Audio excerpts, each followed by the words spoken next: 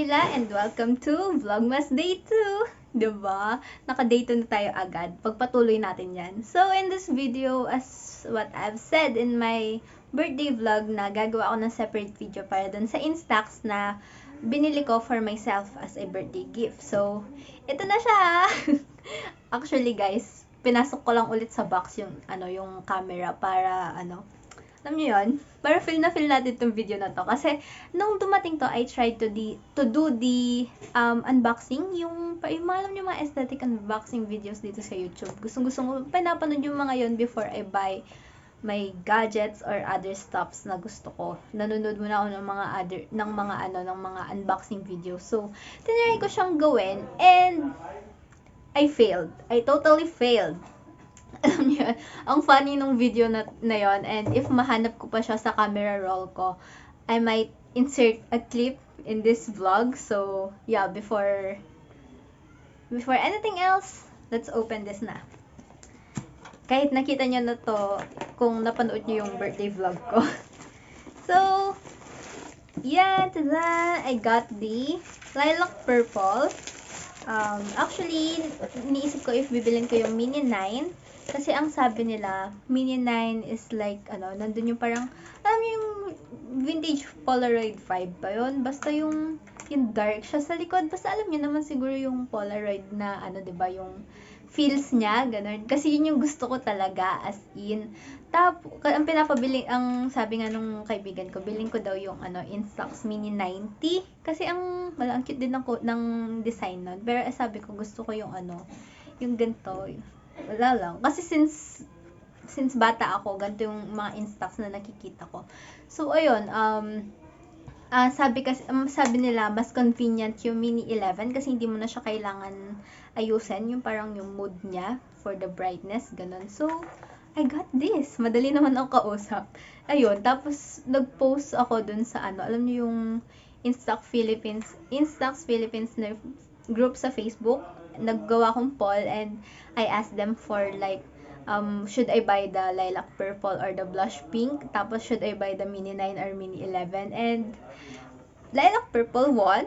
Also, mini 11 won. So, ayun. Kaya ito yung binili ko. Kahit na super favorite ko yung pink. But also, I got a pink box. Also guys, kasi sa Instax Mini 11, they have a more beautiful color variations. Yung mga pastel, ganyan. Ang sarap kasi sa eyes ng mga pastel colors, alam niyo yun. So, yeah. Comment down below kung anong favorite color nyo sa lineup ng Instax Mini 11. Basta mine is lilac purple. Pakita ko lang sa inyo yung sa loob ng box. Ito, meron yung camera, nakalagay siya dito sa bubble wrap nito. Bubble plastic. And, meron laman ng box niya. Laman ng box is mga papers, manuals, ganyan. Actually guys, kasi 'di ba madalas mga tinatapon lang itong mga ganito. Pero ako, nag-e-enjoy akong binabasa yung mga mga manuals na kasama sa mga like sa phone, tapos dito sa Instax. Ilang days ko yata binasa to.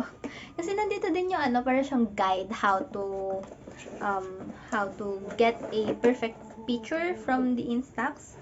So, yun. Also, I got a 30 films. Bumili ng 30 films. Pero pala, yung sa Instax, may kasama na siyang ganito. Yung hand strap. And meron din siyang buttons para dito sa shutter. Shutter buttons. Ayan. Yung isa is, purple siya. Tapos yung isa naman is glow in the dark daw to pero I can see it. Tapos, nahihirapan, kaya hindi siya nakalagay dito. Nahihirapan akong magdikit kasi natatanggal. So, natakot ako baka mawala. Kaya hindi ko na lang nilagay muna. Tapos, yun.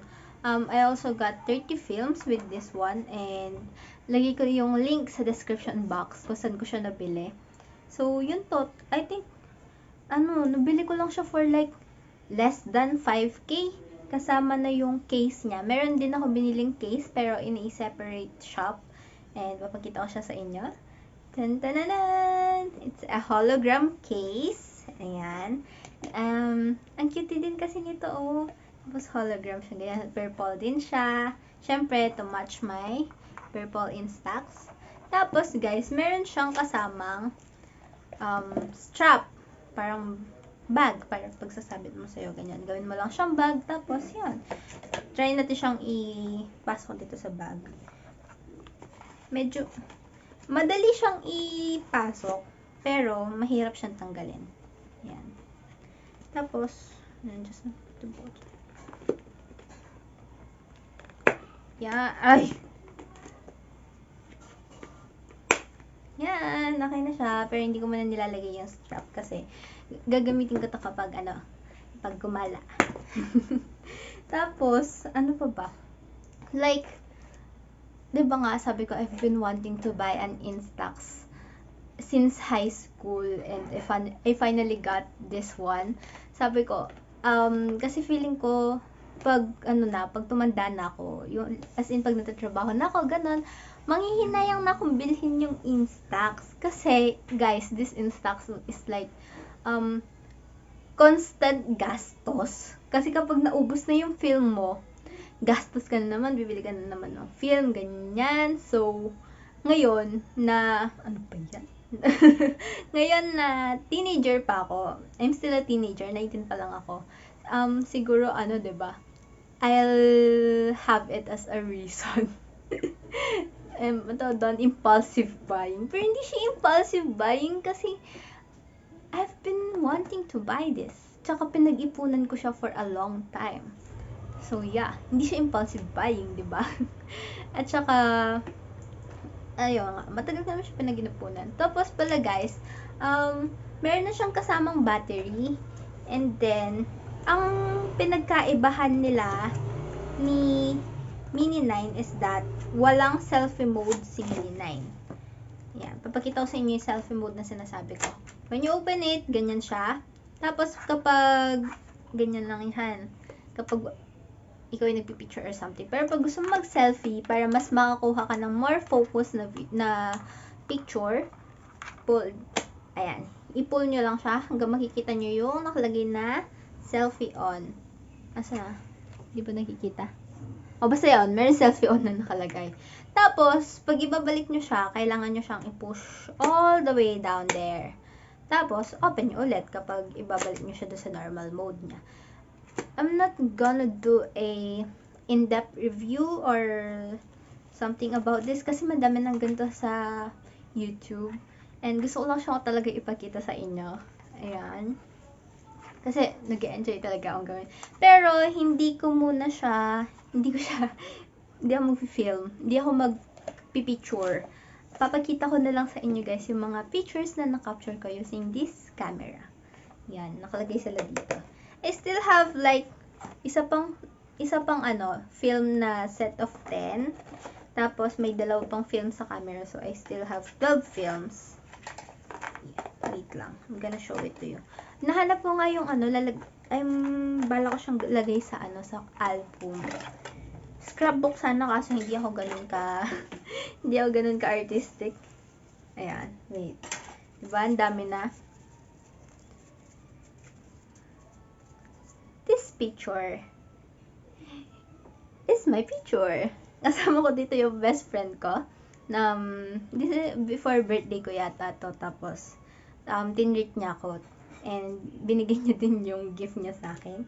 And this is the only picture na nag-fail sa camera. Kasi iba as in, hindi sila failed. Like yan. Tingnan nyo, masyado siyang maliwanag. And the foods, diba? Nasayang yung isang film natin. Pero, what are we gonna do about it? Ayan, tapos ito yung best friend ko, yung kasama ko. Ayan. Ayan, ang pangit niya, diba? Nanlait. And then, ayan. Picture, another picture. Picture. Mga kaibigan kong to, nakakotong sila sa film ko sa camera na to.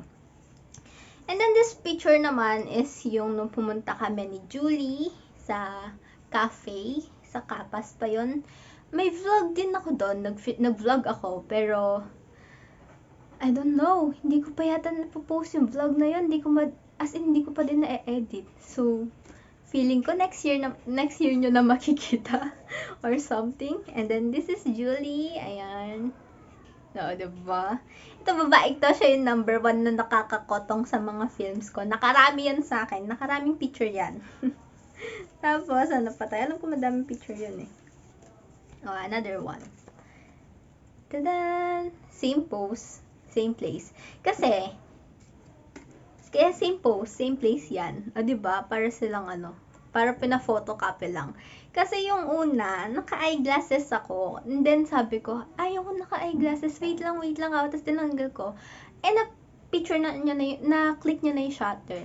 So, I don't have a choice anymore. So, ang akala namin is nag-blurred siya or parang nakita yung gumalaw ako dun sa picture. But then, it's still perfect. Hindi siya blurred or anything. Na-capture niya before ako gumalaw. So, it's still fine. Hindi pa rin nasayang yung film. Tapos, eto this one, guys. I love this one. Kasi madilim yung sa likod. Yung si ate at saka si mother. 'Di ba? Puro mukha ko lang yung nakita.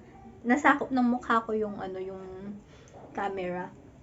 Yung picture. Ito yung first picture na tinake ko in this Instax camera. Like, pagkadating niya, ay, try na natin, picture na tayo, ganun. Tapos, balak ko tong balak ko talaga sila ilagay doon sa album. Hahanapin ko muna yung Polaroid album ko. Alam ko, binili ko yun as a gift sana dun sa kaibigan ko. May balak kasi kaming exchange gifts noon. Tapos yun, binili ko siya as a gift. Kaso, hindi natuloy exchange gift namin. Kaya, sa akin na lang. Kapag natuloy, bibili na lang ako ng ibang gift. So, next is this one.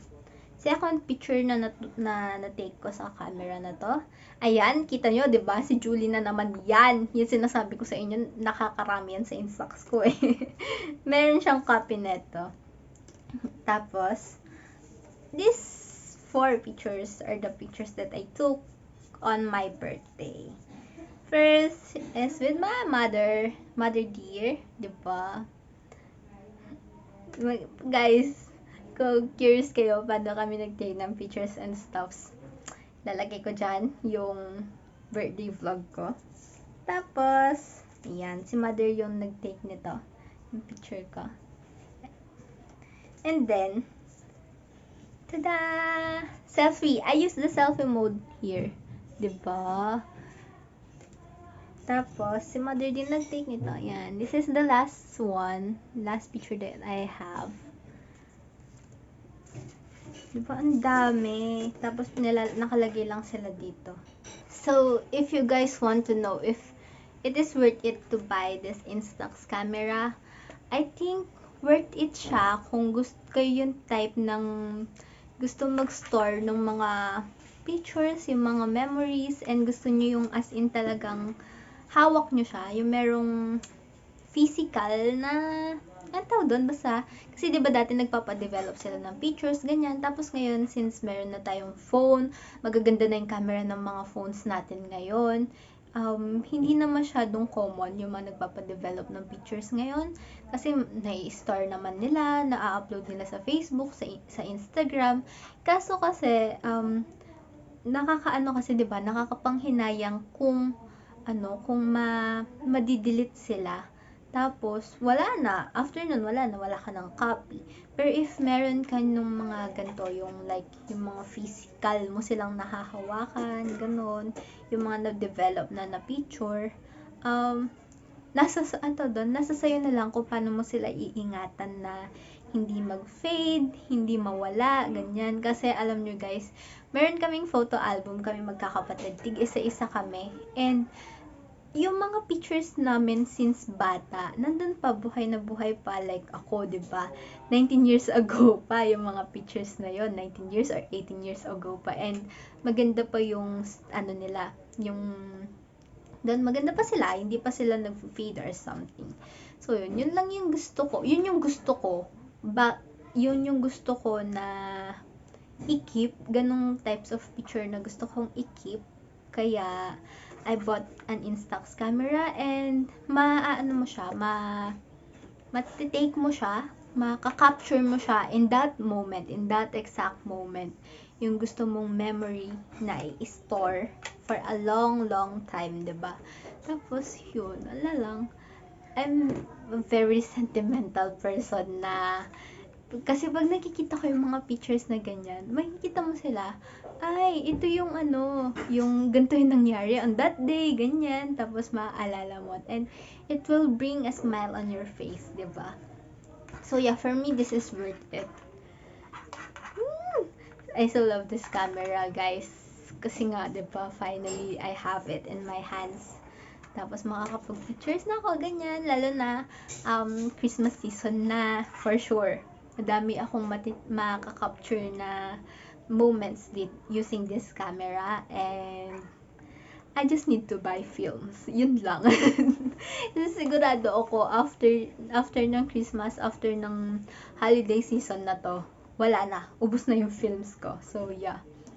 I think I should end the vlog here, guys. Napakita ko na sa inyo yung camera. And also, if you have an Instax camera, comment down below kung anong color yung meron yung camera mo. And yeah.